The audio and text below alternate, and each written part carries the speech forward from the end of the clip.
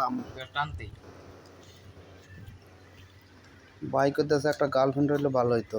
আমি কই ভাই গার্লফ্রেন্ড জোগাড় করানো টাফের ব্যাপার।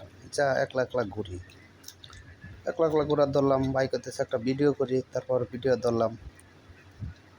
ভাই খালি হাসে আর ক্যামেরার দিকে তাকাইতেছে না, খুব লজ্জা পাইতেছে। তারপর আর কি হাঁটতাছি, পিছনে অনেক সুন্দর সুন্দর মাইয়াও দেখা যাইতেছে। ওইদিকে আমরা নজর দিই না, কিন্তু ক্যামেরাতে আর কি দেখা যায়।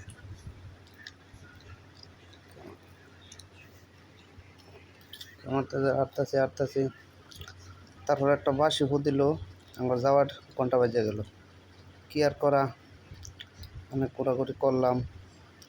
নববর্ষ, আসলে আমরা নববর্ষ উপলক্ষে যাই না, একটু ঘুরতে চাইছে, এই জন্য নিয়ে গেলাম।